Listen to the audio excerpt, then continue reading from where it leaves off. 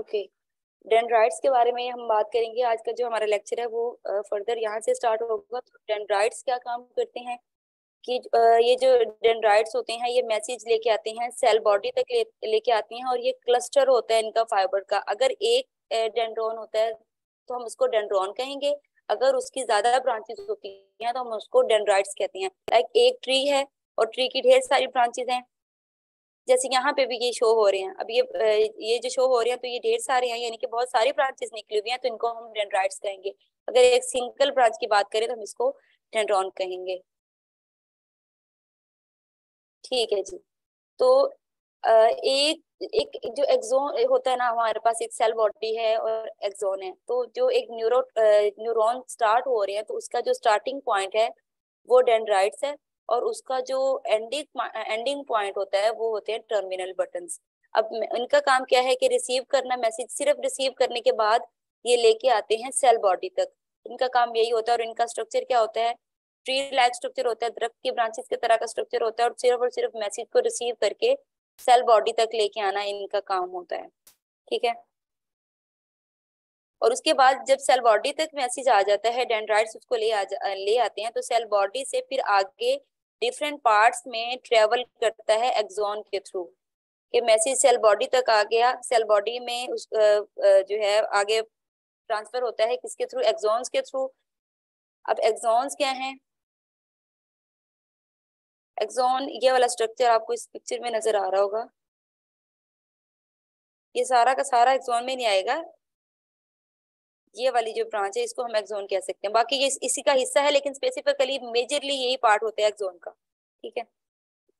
आगे उनके डिफरेंट नाम आ जाते हैं। अब ये जो एक्सॉन है इसमें भी डिफरेंट चीजें होती हैं। इसको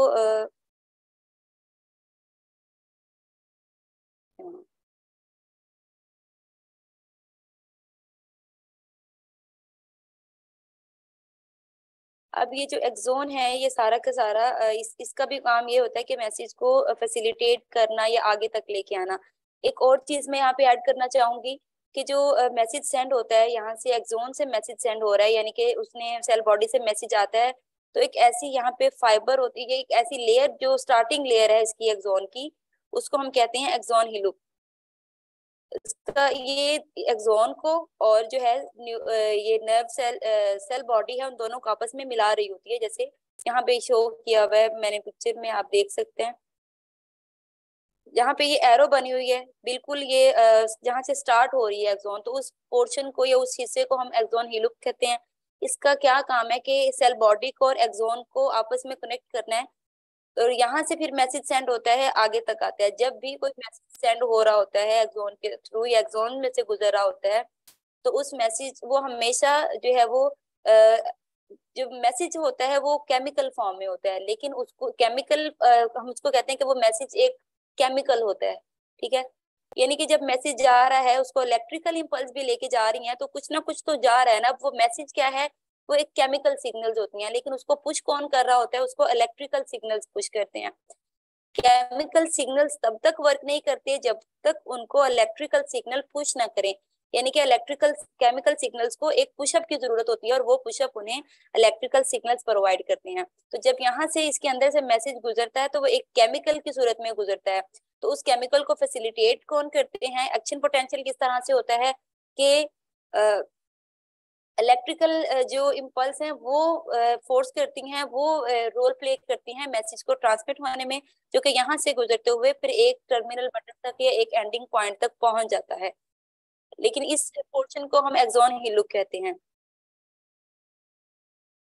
अब एक्सॉन का क्या काम है कि जब एक्सॉन हिलुक ये इन दोनों को आपस में एसोसिएट करती है, इन दोनों को आपस में मिलाती है, और उसके बाद जो मैसेज है वो ट्रांसमिट होता है इसके थ्रू, एक्सॉन के थ्रू दूसरे न्यूरॉन्स तक जाता है, ग्लैंड्स और मसल्स तक जाता है। ठीक है।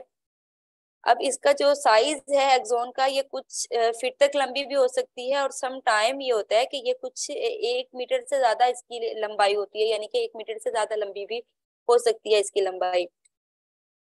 इसका काम क्या होता है कि कम्युनिकेट करना। सबका काम कम्युनिकेट करना है, मैसेज सेंड करना है। कोई सेंड कर रहा है, कोई रिसीव कर रहा है, लेकिन एक स्पेसिफिक पार्ट तक है, या एक इनकी लिमिटेशन है कि इससे आगे ये वर्क नहीं करेगा।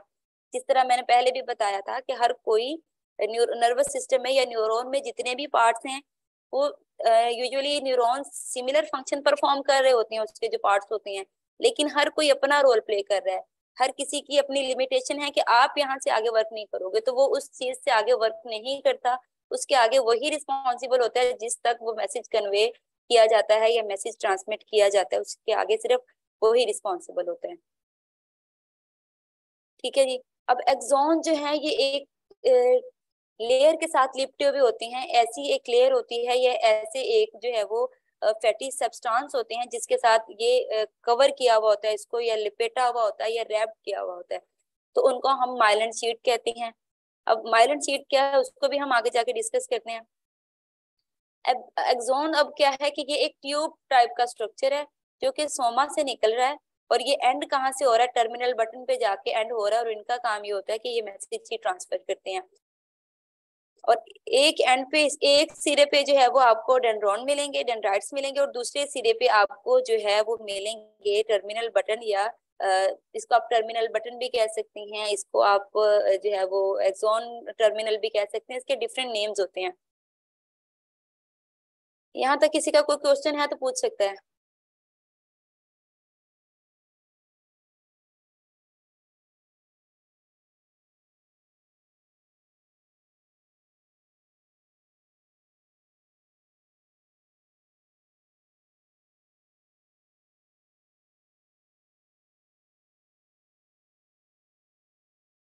जी करें क्वेश्चन।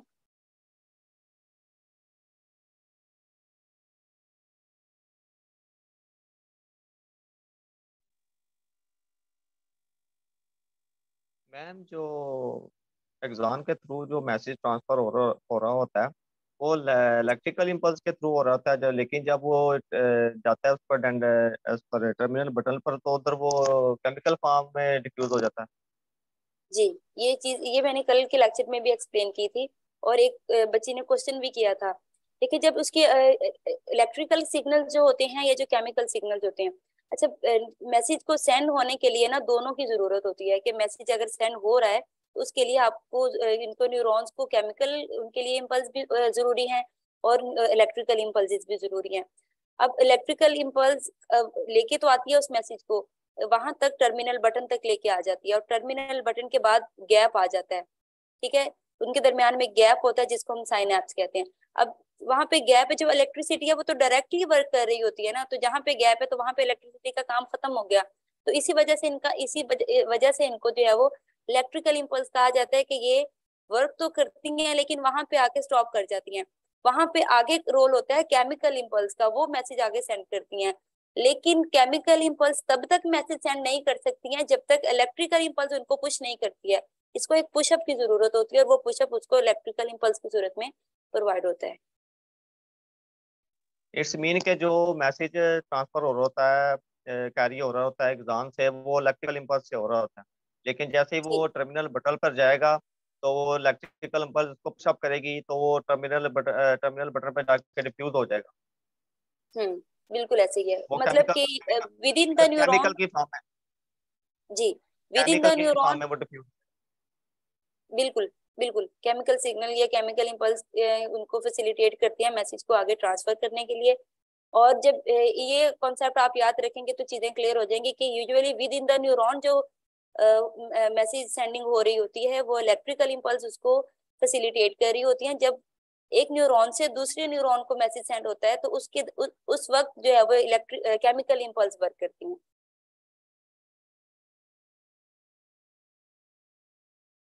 क्लियर?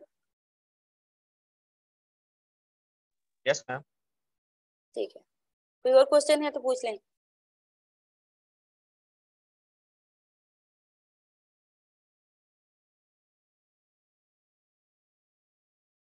कोई क्वेश्चन है तो पूछ लें प्लीज, अगर नहीं है तो भी रिस्पॉन्स कर दें।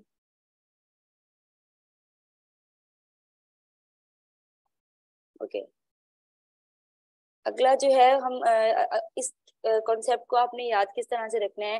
अच्छा एक मैं आपको मेथड बताती हूँ चीजों को याद रखने का। जब भी आप किसी चीज को पढ़ने लगते हो या जब भी आप किसी चीज को समझने लगते हो ना, तो उसके लिए आप ऐसा ये सोचा करें कि सेल्फ क्वेश्चनिंग जो होती है वो जरूर किया करें। यानी कि वो चीज क्या है, WH फैमिली को अप्लाई किया करें, व्हाट, हाउ, ठीक है, और ये क्या चीज है, वाई ये क्यों है, हाउ ये किस तरह से वर्क करती है, और हम इसको क्यों पढ़ रहे हैं, कि हमारी जिंदगी में, या मैं इसको क्यों पढ़ रहा हूँ, ये चीज है क्या, इसका फंक्शन क्या है, ये काम किस तरह से करती है। अगर इन 3-4 सवालों के जवाब आप खुद को दे पाते हो तो इसका मतलब टॉपिक आपको क्लियर है। तो जब भी किसी चीज को समझने लगे तो आप इस तरह से उसकी पार्टीशन बना लिया करें कि मैंने इस चीज को इस तरह से याद रखना है, तो चीजें आपको क्लियरली याद रहेंगी।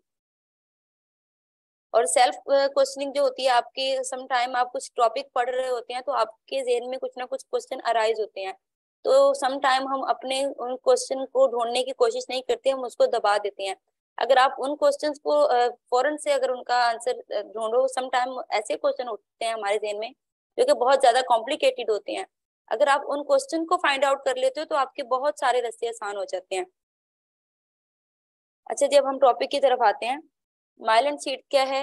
माइलन शीट, अब ये जो एक्सॉन, जिस चीज ने एक्सॉन को कवर किया हुआ होता है, जिस शीट ने उसको लपेटा हुआ होता है, उसको हम माइलन शीट कहते हैं।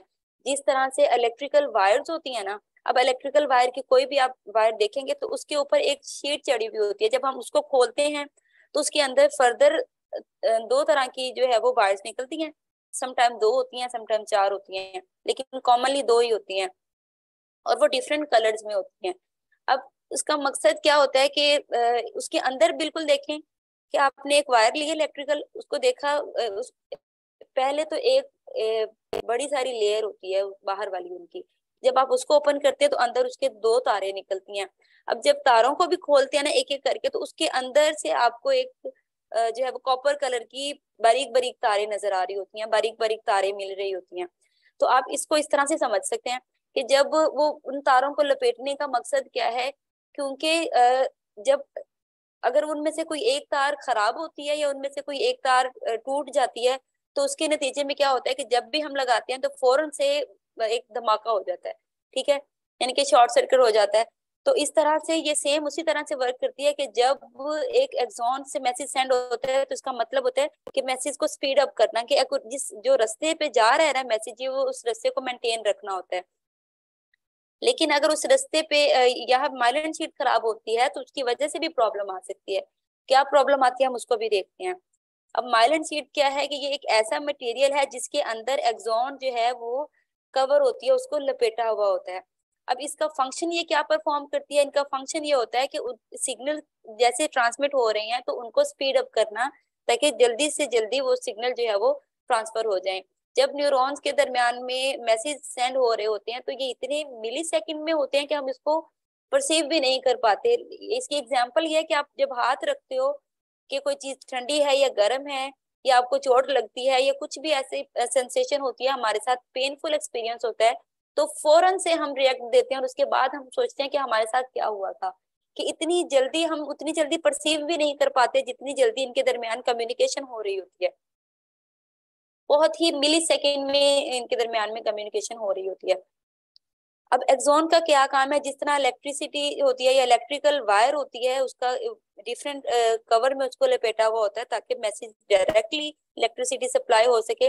तो इसी तरह से एक्सॉन के ऊपर ये जो माइलन शीट होती है तो ये उसकी डायरेक्शन को मेंटेन रखती है ताकि इधर उधर चीजें ना जाएं, ठीक है, उसको बचाना कि चीजें इधर उधर ना फैल जाएं, या मैसेज जो सेंड हो रहा है वो एक ही डायरेक्शन में जाता रहे, वो दूसरी डायरेक्शन में ना चला जाए।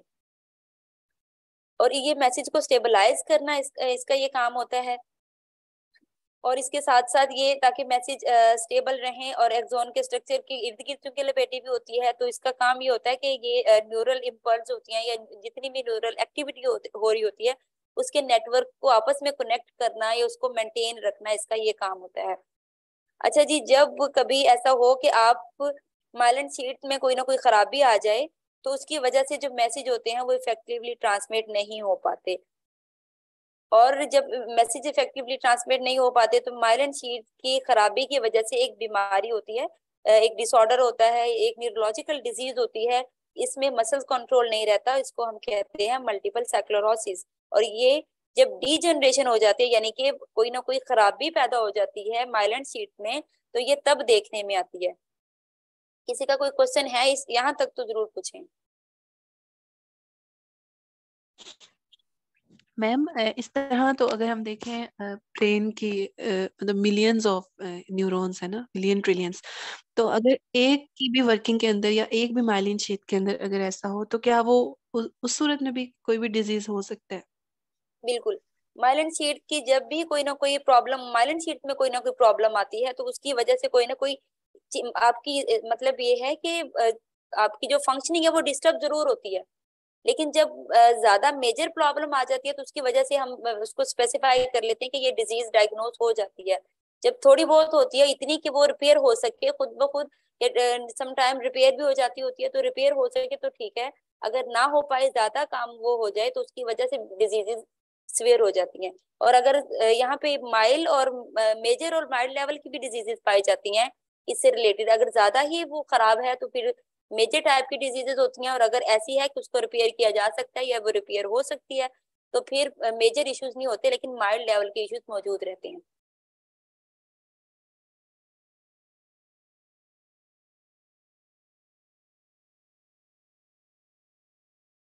क्लियर है? Yes ma'am. अच्छा जी। अब ये जो है मल्टीपल साइक्लोरोसिस बीमारी क्या होती है? मल्टीपल साइक्लोरोसिस एक ऐसी बीमारी है, ठीक है, जो कि ब्रेन पे इफेक्ट करती है और हमारे स्पाइनल कॉर्ड पे इफेक्ट करती है। और इसके डिफरेंट सिम्टम्स होते हैं जिसके बेस पे आप डायग्नोज कर सकते हैं कि ये बीमारी इस बंदे को हो चुकी है। कैसे कि उसकी विजन में प्रॉब्लम आ रहा होता है कि वो चीजों को विजुअलाइज नहीं कर पा रहा होता, प्रॉपरली चीजों को देख नहीं पा रहा होता। और उसके साथ साथ उसकी जो मूवमेंट होती है, हमने पहले डिस्कस किया था कि उसकी मसल कंट्रोल जो है वो डिस्टर्ब हो जाता है। तो मूवमेंट उसकी बाजुओं की, उसकी टांगों की जो मूवमेंट होती है, यानी कि जो मैसेज कन्वे नहीं हो पाता, या एक अगर वो मैसेज मिलता भी है तो वो आगे प्रोसेस नहीं कर पाता। तो सेंसेशन उसकी डिस्टर्ब होती है, और उसके साथ साथ जो बॉडी का बैलेंस होता है वो उसको मेंटेन नहीं रख पाते जब मल्टीपल साइक्लोरोसिस डिजीज होती है। अच्छा जी। तो ये आपके क्वेश्चन का आंसर यहाँ पे आ रहा है कि अगर ये स्वेयर हो जाए तो डिसेबिलिटी जो है वो सीरियस डिसेबिलिटी हो सकती है। लेकिन सम टाइम ये ऐसा होता है कि ये माइल्ड लेवल की होती है, तो मेजर डिसेबिलिटीज नहीं होती इससे। तो यहाँ पे आप देख सकते हैं कि एक नॉर्मल माइलन शीट किस तरह से नजर आ रही है, और जब उसको किसी न किसी तरह से डीमाइलिनेशन हो जाए तो वो किस तरह से नजर आती है। तो आप देख सकते हैं कि टोटली वो खराब हो चुकी हुई है। ठीक हो गया? अब ये क्या है कि जो मल्टीपल साइक्लोरोसिस है इसको हम एमएस भी कहते हैं। ये एक ऐसी डिजीज है यानी कि सेंट्रल नर्वस सिस्टम में होती है, और इसके साथ साथ ये आपके इम्यून सिस्टम को बहुत ज्यादा डिस्टर्ब करती है, यानी कि इम्यून सिस्टम अटैक करता है माइलेंट शीट पे। यानी कि इम्यून सिस्टम में डिस्टर्बेंस आती है तो वो आपके माइलेंट शीट पे अटैक करता है, और उन सेल्स पे अटैक करता है जो कि उसको माइलेंट शीट को प्रोड्यूस करती है। अब देखिए माइलेंट शीट जिस तरह से सेल जो है वो उसको प्रोटेक्शन मिलती है ना, सेल को डिफरेंट केमिकल्स जो हैं वो उसकी प्रोटेक्शन के लिए काम करते हैं, उसके प्रोडक्शन के लिए काम करते हैं। इसी तरह माइलेंट शीट को भी प्रोटेक्ट किया जाता है। अल्लाह ताला ने इस तरह से खूबसूरत सा निजाम बनाया हुआ है कि हर चीज को डिफरेंट तरह से वो किया हुआ है, कवर किया हुआ है, कि किसी न किसी तरह से अगर वो खराब हो भी जाती है तो उसकी रिपेयरिंग का पूरा बंदोबस्त किया हुआ है। तो यहाँ पे जब अटैक होता है, इम्यून सिस्टम हमारा खराब होता है, तो इम्यून सिस्टम अटैक करता है माइलेंट सीट पे और उन सेल्स पे जो कि उसको प्रोड्यूस भी करते हैं और उसको मेंटेन भी करते हैं। यानी कि थोड़ी बहुत अगर डिस्टरबेंस आती है तो वो आपके बिहेवियर में शो तो हो जाती है, ठीक है। लेकिन कुछ ऐसे एलिमेंट उसमें पाए जाते हैं ब्रेन में, या कुछ ऐसे केमिकल्स पाए जाते हैं जो साथ साथ जो इवन कुछ ऐसे न्यूरॉन्स होते हैं जो डेड सेल्स होते हैं, तो उनको भी रिमूव करना, या वेस्ट जो मटेरियल होता है उनको भी रिमूव करना, ये ग्लिया यही काम तो कर रहा होता है कि जो वेस्ट प्रोडक्ट हैं या उनको रिमूव करना। तो डिफरेंट सेल्स क्या करते हैं कि जो वीक हो रहे हैं तो उनको रिपेयर कर देती हैं। तो ये रिपेयरिंग और डेड सेल हो जाती हैं ब्रेन में, रिपेयरिंग भी साथ साथ चलती रहती है। जो डेड होते हैं तो उनको रिमूव किया जाता है, तो डीजनरेशन भी होती रहती है। तो ये सारी चीजें साथ साथ चलती रहती हैं। अच्छा जी। जब ये अटैक होता है तो इसकी वजह से इन्फ्लेमेशन होती है, या फिर कोई इंजरी आ जाती है नर्व शीट में, यानी कि जिसको हम माइलेंट शीट कहते हैं। और इसकी वजह से क्या होता है ये हम डिस्कस पहले भी कर चुके हैं कि डिफरेंट आपको सिम्टम्स देखने को मिलते हैं, जिसमें आप मसल से रिलेटेड चीजें हो सकती है, विजन से रिलेटेड चीजें हो सकती हैं, या फिर कोई मेजर डिसेबिलिटी भी हो सकती है।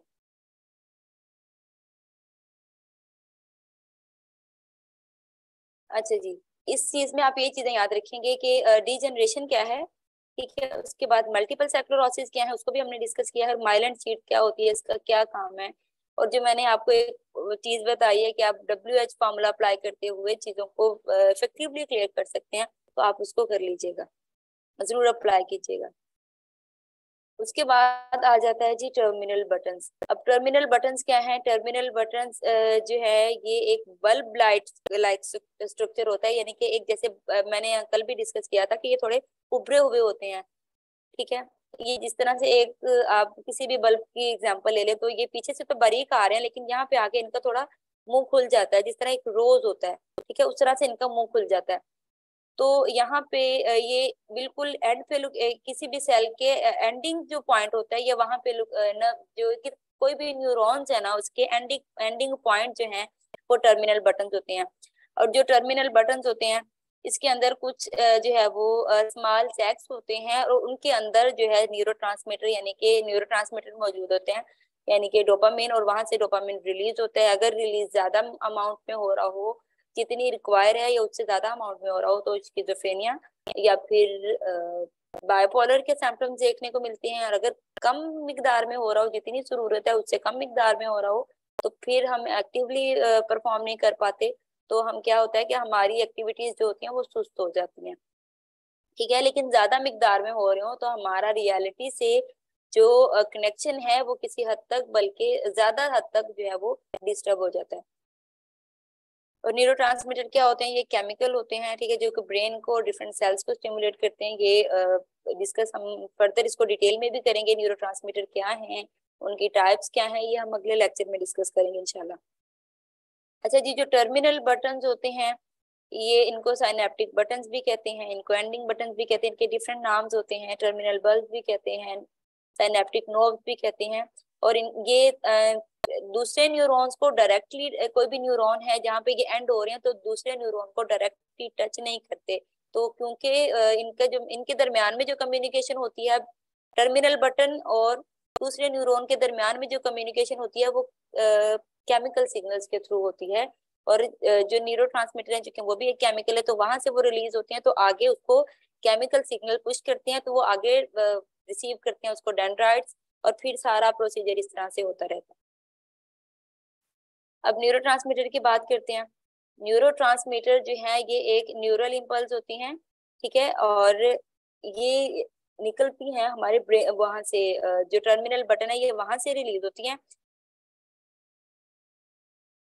टर्मिनल बटन से ये रिलीज होती हैं। और इनकी जो वो होते हैं डिफरेंट पार्ट्स होते हैं ना जो हमारे न्यूरॉन के, वो रोल प्ले करते हैं। और मेजर ये रिलीज कहाँ से हो रहा है? ये सैक बने हुए होते हैं, उसके अंदर न्यूरोट्रांसमिट वो क्या नाम था उसका, टर्मिनल बटन्स के अंदर छोटे छोटे सैक्स बने हुए होते हैं, उनके अंदर ये मौजूद होता है। और उसके बाद जैसे ही इलेक्ट्रिकल सिग्नल पुश करता है, तो इलेक्ट्रिकल सिग्नल के पुश करने से ये रिलीज होते हैं, इनके रिलीज होने से केमिकल सिग्नल आगे इसको ट्रांसफर कर देते हैं। अब ये होते क्या है न्यूरोट्रांसमीटर? ये एक ऐसे केमिकल्स होते हैं जो कि साइनेप्टिक गैप से गुजरते हुए जाते हैं दूसरे न्यूरॉन्स तक, ताकि उनकी एक्टिविटीज को इंक्रीज किया जा सके। और ये एक न्यूरॉन से दूसरे न्यूरॉन तक मैसेज भी सेंड करते हैं इलेक्ट्रिकल सिग्नल्स के थ्रू, ये केमिकल सिग्नल्स के थ्रू एक दूसरे को कम्युनिकेशन उनकी मेंटेन रखते हैं। आप इनको मैसेंजर भी कह सकते हैं कि ये एज एन मैसेंजर काम करते हैं, और इनकी वजह से दूसरे जो न्यूरॉन्स होते हैं वो एक्टिव रहते हैं, क्योंकि ये मैसेज सेंड करते हैं तो फिर एक्टिवेशन उनकी होती है। अगर ये मैसेज सेंड ना करें तो प्रॉपरली मैसेज कन्वे नहीं हो पाता, क्योंकि इलेक्ट्रिकल इम्पल्स का काम तो वहां तक लाना है, आगे न्यूरोट्रांसमीटर ही रोल प्ले करते हैं, और उसके साथ केमिकल सिग्नल ही रोल प्ले करते हैं कि आगे मैसेज की ट्रांसफॉर्मेशन हो सके। ठीक हो गया। और ये साइनेप्टिक गैप के बारे में हम पढ़ चुके हैं कि इनके दरमियान में जो गैप आता है वो साइनेप्टिक गैप होता है, ठीक है। इसमें आपने क्या याद रखना है कि न्यूरोट्रांसमीटर्स क्या होते हैं। अब ये टॉपिक जो है उसकी टाइप्स क्या हैं, ये क्या रोल प्ले करते हैं, इन सारी चीजों को हम डिस्कस करेंगे अगले लेक्चर में। तो आज हम देखते हैं फर्दर चीजों को, और कल अगर टाइम मैनेज हो सका तो हम फिर डिफरेंट ग्लैंड्स के बारे में भी डिस्कस कर लेंगे। उसके साथ साथ हम न्यूरोट्रांसमीटर इनको थोड़ा डिटेल में शॉर्ट फॉर्म में हम देख लेंगे कि ये हैं क्या, कितने इसके पार्ट्स हैं, और वो कहाँ कहाँ मेजर रोल प्ले कर रहे हैं, उनकी फंक्शनिंग क्या है। सिर्फ इसी चीज को देखेंगे। साइनेप्स क्या है? साइनेप्स एक जंक्शन होती है, ठीक है, या फिर वही के एक फासला आ जाता है, एक फर्क आ जाता है एक न्यूरॉन से दूसरे न्यूरॉन के दरमियान जब मैसेज सेंड हो रहा होता है। तो ये इन शॉर्ट ये है कि जब मैसेज रिसीव होता है डेंड्राइट्स में, तो उसके बाद वो सोमा में आता है, उसके बाद वो एक्सॉन में आता है, एक्सॉन के थ्रू वो आ जाता है, एक्सॉन के थ्रू आता है, और उसके बाद जो है ये एक्सॉन के थ्रू आ जाता है, एक्सॉन के बाद ये टर्मिनल बटन तक आता है, टर्मिनल बटन से फिर ये जब सेंड होने लगता है तो दरमियान में ये गैप होता है, तो यहाँ से केमिकल जो है इम्पल्स वो लेके जाती है मैसेजेस को आगे, और वो ट्रांसफर होता है। ये सेम वही बातें बार बार रिपीट हुई हो रही हैं। तो ये है क्या, एक छोटा सा गैप होता है टर्मिनल बटन में, और जो दूसरे न्यूरॉन होगा उसके डेंड्राइट्स के दरमियान में ये छोटा सा गैप पाया जाता है। यहाँ तक चीजें क्लियर है? आप लोगों को कोई क्वेश्चन है तो पूछ सकते हैं।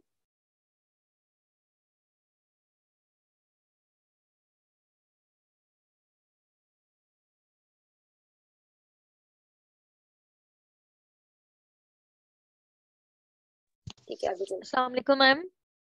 जी। वालेकुम अस्सलाम। एक न्यूरॉन अगर दूसरे न्यूरॉन से टच होता है तो दोनों के डेंड्राइट्स टच होते हैं?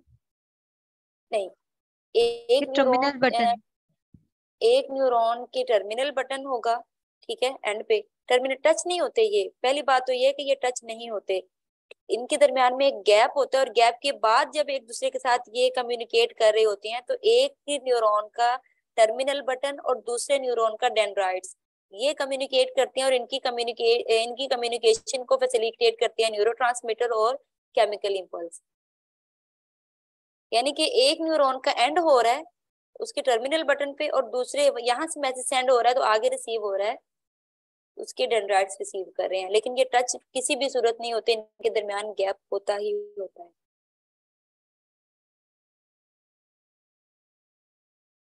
क्लियर है? ठीक है जी। जी मैम। अगला आगे जो चीज हमारे पास है एक्शन पोटेंशियल। अब ये जो न्यूरल इम्पल्स वर्क कर रही होती हैं उसमें केमिकल इम्पल्स भी होती हैं, उसमें इलेक्ट्रिकल इम्पल्स भी होती हैं, जब ये काम कर रही होती हैं सारे के सारे प्रोसेस को हम एक्शन पोटेंशियल कहते हैं। कि अब एक्शन हो रहा है और चीजें वर्क कर रही हैं, तो इस सारे के सारे प्रोसेस को हम एक्शन पोटेंशियल कहते हैं।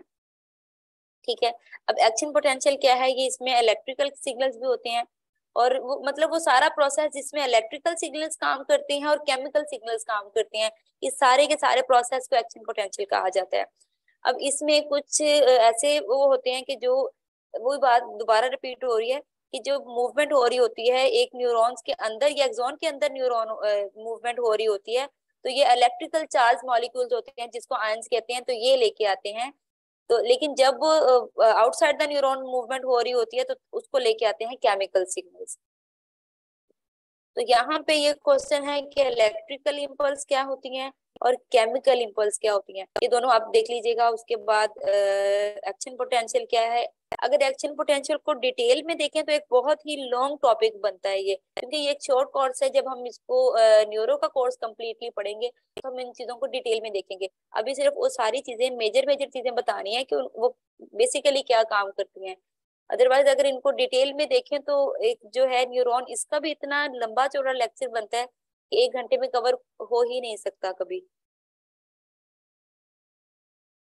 अच्छा जी, उसके बाद ग्लियल सेल्स क्या होते हैं या ग्लिया क्या है? तो ये भी एक ऐसी चीज है कि जो नर्वस सिस्टम में पाई जाती है, और नर्वस सिस्टम में न्यूरॉन्स भी पाए जाते हैं और नर्वस सिस्टम में ग्लियल सेल्स भी पाए जाते हैं, जिसको आप न्यूरल सेल्स या ग्लियल सेल्स या ग्लिया भी कहते हैं। अब ये क्या काम करते हैं? इनका नाम जो है, जिस तरह से ग्लू कहते हैं हम, इनका काम क्या होता है कि चीजों जितने भी न्यूरॉन्स होते हैं उनको एक जगह पे फिक्स रखना होता है, यानी कि वो अपनी अपनी हर कोई अपने अपने मदार में हरकत कर रहा है, तो उनकी पोजीशन पे उनको फिक्स रखना इनका काम होता है ग्लियल सेल्स का, कि वो उनको उस जगह पे चिपका के रखते हैं। जिस तरह से ग्लू है उसी से इसका नाम निकला है कि ये चिपका के रखते हैं, उनको होल्ड रखते हैं एक जगह पे।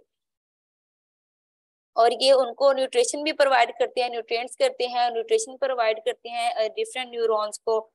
और इनका काम ये डिफरेंट जितनी भी इंफॉर्मेशन मिल रही होती है उनको पिकअप करने के साथ साथ जो वेस्ट प्रोडक्ट होते हैं उसको भी सेट करते हैं। जो डेड न्यूरॉन्स होते हैं उनके साथ भी ये डील करते हैं। यानी कि मैंने आपको बताया था कि जो डेड न्यूरॉन्स होते हैं कि उनको सही करना या इनको रिपेयर करना, ये सारा का सारा काम ग्लियल सेल्स का होता है। कि अगर कहीं कोई खराबी आ रही है ब्रेन में, तो अगर वो मेजर खराबी होती है ना, तो वो फिर डिसऑर्डर की तरफ या डिजीज की तरफ लीड कर जाती है। लेकिन चीजें साथ साथ रिपेयर होती रहती हैं। अगर मेजर इशू आता है तो फिर वो डिजीज की तरफ होता है, वरना अल्लाह ताला ने ऐसा निजाम बनाया कि चीजें बनती बिगड़ती और वेस्ट प्रोडक्ट जो होता है उसको एक जगह पे टिकाने लगता रहता है, और अल्लाह उसको बहुत खूबसूरत तरीके से अल्लाह ने इसको बनाया है। अच्छा जी, अब ये क्या काम करता है, मेंटेन करता है उन सारे न्यूरॉन्स को, उनकी कैपेसिटी को, उनके सिग्नल्स को, कि कैसे सिग्नल्स आ रहे हैं, किस तरह से जा रहे हैं, उनको अपनी जगह पे होल्ड रखना है। तो ये सारे के सारे काम कर रहे होते हैं ग्लियल सेल्स। अब ग्लियल सेल्स की भी बहुत सारी टाइप्स होती हैं, और इन टाइप्स को मैं थोड़ा थोड़ा डिफाइन कर देती हूँ। ज्यादा हम डिफाइन करेंगे जो है अगले लेक्चर में, अगर जरूरत पड़ी तो उसको डिटेल में देख लेंगे, और अगर ना जरूरत पड़ी तो अगर आपको अभी क्लियर हो जाता है तो हम उसको नहीं देखेंगे। इसकी कुछ टाइप्स होती हैं। एस्ट्रोसाइट्स जो है, अच्छा एक चार जो होते हैं ये काम कर रहे होते हैं सेंट्रल नर्वस सिस्टम में, और जो दो होते हैं ये काम कर रहे होते हैं पेरिफेरल नर्वस सिस्टम में। अब सेंट्रल नर्वस सिस्टम में क्या काम कर रहे हैं, मेरे को थोड़ा,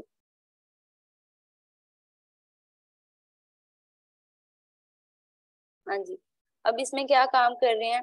अब ये एस्ट्रोसाइट्स हैं, ये क्या काम करते हैं, इनका काम ये होता है कि ये जो ब्लड बैरियर्स होते हैं उनको मेंटेन रखना इनका काम होता है, और ये सारे के सारे न्यूरोट्रांसमीटर के साथ ही डील करते हैं।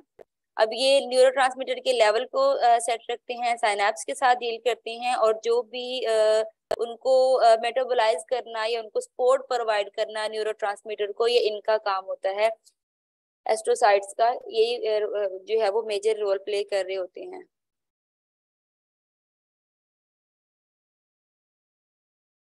इपेंडिबल सेल्स जो होते हैं इनका काम क्या होता है, ये जो है स्पाइनल कॉर्ड में पाए जाते हैं। डिफरेंट ब्रेन में कुछ वेंट्रिकल्स भी होती हैं, उन वेंट्रिकल्स को हम तब डिस्कस करेंगे जब हम ब्रेन के स्ट्रक्चर को डिस्कस करेंगे। तो ये इनका काम क्या होता है कि ये एक फ्लूइड पाया जाता है पूरे ब्रेन में, हमारे एक सेरिब्रो स्पाइनल फ्लूइड पाया जाता है। तो इसको जब हम ब्रेन को डिस्कस करेंगे तो इसको भी हम डिटेल में देखेंगे। तो उसको प्रोड्यूस करना इन्हीं का काम होता है, ये आप याद रख लीजिएगा।